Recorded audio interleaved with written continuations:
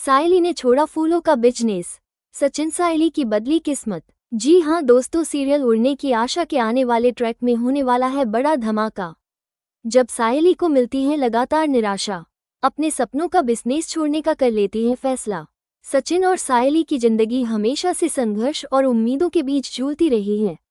दोनों ने अपनी मेहनत और ईमानदारी से आगे बढ़ने का सपना देखा था। सायली ने जब फूलों का काम शुरू किया था तो उसके मन में ढेरों सपने थे, लेकिन जब शुरुआत में ही उसे अपने पहले बड़े टेंडर में हार का सामना करना पड़ा तो उसका मन टूट गया। गणपति पंडाल का बड़ा काम उसके हाथ से निकल गया और उसके सपनों को गहरा धक्का पहुंचा। सायली के चेहरे पर निराशा साफ झलकने लगी। वो सचिन से कहती है कि चाहे वो कितनी भी कोशिश कर ले, उसे बार बार सिर्फ असफलता ही मिलती है। सचिन उसे समझाने की कोशिश करता है और कहता है कि हार मान लेना कभी भी किसी समस्या का हल नहीं होता, लेकिन सायली का मन इतना टूट चुका था कि उसने ये तक कह दिया कि अब वो फूलों का कारोबार बिल्कुल नहीं करेगी। उसने खुद पर और अपनी किस्मत पर से विश्वास खो दिया था। सायली का ये फैसला सुनकर सचिन भी बेहद दुखी हो गया। उसे लगा जैसे उसकी पत्नी ने सपनों की राह छोड़ दी है। सचिन जानता था कि ये दौर कठिन है, लेकिन वह भी मानता था कि मेहनत और ईमानदारी से आगे बढ़ा जा सकता है। सचिन खुद को संभालते हुए तय करता है कि वो सायली को टूटने नहीं देगा। चाहे हालात कितने भी मुश्किल क्यों न हो जाएं, वो सायली को उसके सपनों से जोड़कर रखेगा। अगली सुबह कुछ अलग ही होने वाला था। तभी अचानक सचिन के फोन पर कॉल आया। सुबह का वक्त था और वो हैरान रह गया कि इतनी जल्दी किसी ने फोन क्यों किया होगा। जब उसने कॉल उठाया तो सामने वाले ने पूछा कि क्या वो सायली देशमुख से बात कर सकता है। सचिन चकित हो गया और पूछा कि आप कौन हैं और किस काम से बात करना चाहते हैं। उस आदमी ने जो जवाब दिया, उसने सचिन और सायली की दुनिया ही बदल दी। फोन करने वाले ने कहा कि उसने इंटरनेट पर एक वीडियो देखा है जिसमें सायली डांस कर रही थी। उसी वीडियो के जरिए उसे उनका नंबर मिला। वो आगे कहता है कि उसने सायली का फूलों का काम भी देखा है और उसे बहुत पसंद आया। अब उसे अपनी बेटी की शादी के लिए बड़े स्तर पर फूलों की सजावट का काम करवाना है। यह कोई साधारण शादी नहीं थी, बल्कि मंत्री जी के परिवार में शादी हो रही थी और इस काम की कीमत थी पूरे 40 लाख रुपये। ये सुनते ही सचिन की खुशी का ठिकाना नहीं रहा। उसने तुरंत सायली को ये खबर सुनाई। सायली पहले तो यकीन नहीं कर पाई। उसे लगा जैसे वो सपना देख रही हो, लेकिन जब सचिन ने विस्तार से सब बताया तो उसके चेहरे पर लंबे समय बाद मुस्कान लौट आई। दोनों की आंखों में खुशी के आंसू थे। सचिन ने सायली का हाथ पकड़कर कहा, देखा, मैंने कहा था न कि हमारी ईमानदारी हमें जरूर आगे ले जाएगी। बस हमें हार मानने की जरूरत नहीं है। सायली के मन में नई ऊर्जा भर गई। उसे एहसास हुआ कि जिंदगी में चाहे कितनी भी मुश्किलें क्यों न आए, हार मान लेना सबसे बड़ी गलती होती है। अब वो इस बड़े मौके को पूरी मेहनत और लगन से पूरा करना चाहती थी। सचिन और सायली दोनों ने मिलकर अगले कदम की योजना बनाई। जैसे ही यह ऑर्डर मिला, उनके सामने एक और चुनौती खड़ी हो गई। इतना बड़ा काम करना आसान नहीं था। इतने बड़े आयोजन में फूलों की सजावट, समय पर डिलीवरी और हर छोटी बड़ी डिटेल्स पर ध्यान देना बेहद जरूरी था। सचिन और सायली दोनों को ये समझ आ गया था कि इस बार कोई गलती की गुंजाइश नहीं है। सायली ने अपने मन की ताकत को फिर से जगाया। उसने खुद से वादा किया कि इस बार वो किसी भी परिस्थिति में हार नहीं मानेगी। उसके चेहरे पर अब निराशा की जगह आत्मविश्वास था। सचिन ने भी पूरा सहयोग देने का वादा किया। दोनों पति पत्नी ने साथ मिलकर इस काम को करने की तैयारी शुरू की। आने वाले ट्रैक में ये देखना दिलचस्प होगा कि क्या सायली इस बड़े काम को पूरी तरह निभा पाएगी या फिर उसके सामने कोई और नई चुनौती आएगी। अपकमिंग एपिसोड में बस इतना ही। तो चलिए एक नज़र डालते हैं आज के एपिसोड में। सचिन रोशनी से यह पूछता है कि पिछले दिन वो क्या कर रही थी।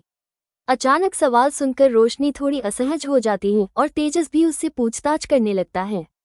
माहौल को हल्का करने के लिए सचिन मजाक करता है और दोनों की खिंचाई करता है।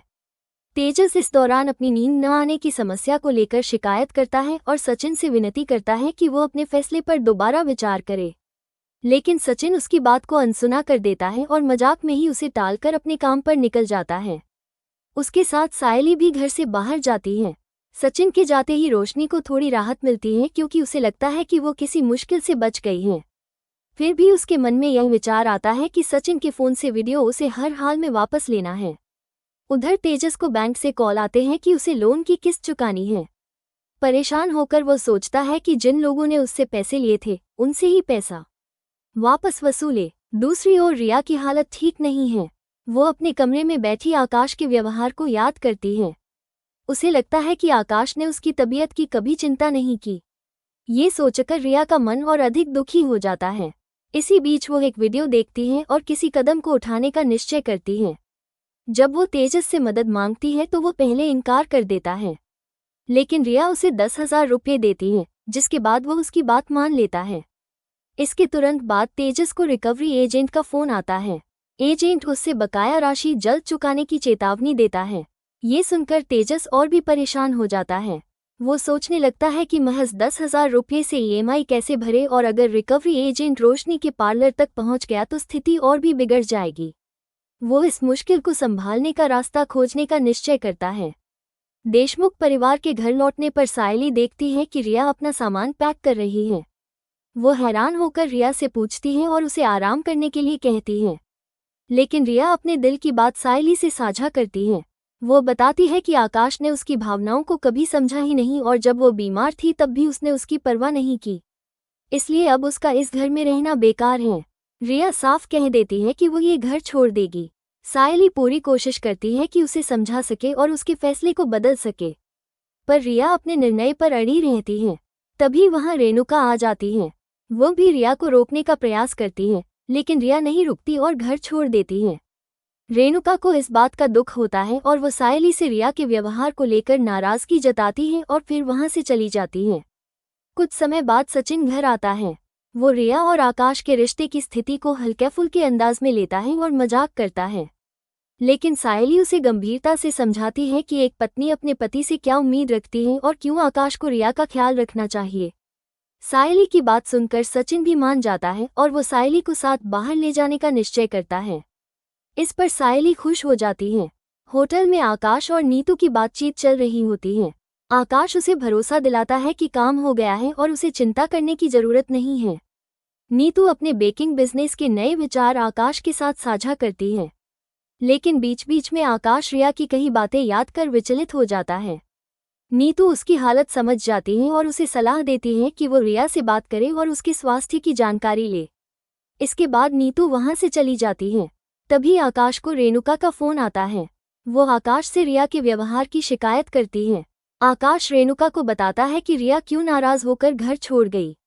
रेणुका उसे समझाती है कि वो रिया को अकेले वापस घर न आने दे। इस पूरी बातचीत को सचिन और सायली भी सुन लेते हैं। सायली का मन बेचैन हो जाता है और वो सचिन से कहती है कि उन्हें रिया और आकाश के रिश्ते को संभालने में मदद करनी चाहिए। सचिन उसकी बात मान लेता है। दोनों सीधे आकाश के ऑफिस पहुंचते हैं। वहां वे आकाश को समझाते हैं कि एक पति पत्नी का रिश्ता तभी मजबूत होता है जब दोनों एक दूसरे की उम्मीदों को समझें और एक दूसरे का ख्याल रखें। आकाश उनकी बातों से सहमत हो जाता है और सचिन व सायली का आभार जताता है। वो ठान लेता है कि रिया को वापस घर लाएगा और उसका ख्याल रखेगा। इसके बाद सचिन सायली की तारीफ करता है कि उसने रिया और आकाश के रिश्ते को सुधारने में कितना अच्छा प्रयास किया। सायली यह सुनकर मुस्कुरा देती है। फिर वे किसी उत्सव की तैयारी में मदद करने की सोचते हैं। हालांकि वहां लोग बताते हैं कि उन्होंने पहले से ही सजावट के लिए किसी और को बुला लिया है। ये सुनकर सायली थोड़ी उदास हो जाती है, लेकिन सचिन उसे समझाता है और मनाता है। वो सुझाव देता है कि दोनों को क्रिश से मिलने जाना चाहिए। सायली उसकी बात मान जाती है। इसी दौरान रोशनी अपनी मां को क्रिश के साथ गांव लौटने के लिए डांट देती है। तभी अचानक उसे सचिन और सायली की आवाज़ सुनाई देती है और वो घबरा जाती है। वो मन ही मन भगवान से प्रार्थना करती है। उधर सचिन और सायली रोशनी की मां और क्रिश को अपने साथ गणेश चतुर्थी का त्योहार मनाने के लिए आमंत्रित करते हैं। ये सुनकर रोशनी की मां घबरा जाती है। उसकी प्रतिक्रिया देखकर सचिन को उस पर शक होने लगता है। आज के एपिसोड में बस इतना ही। कमेंट में बताएं ये स्टोरी कैसा लगा।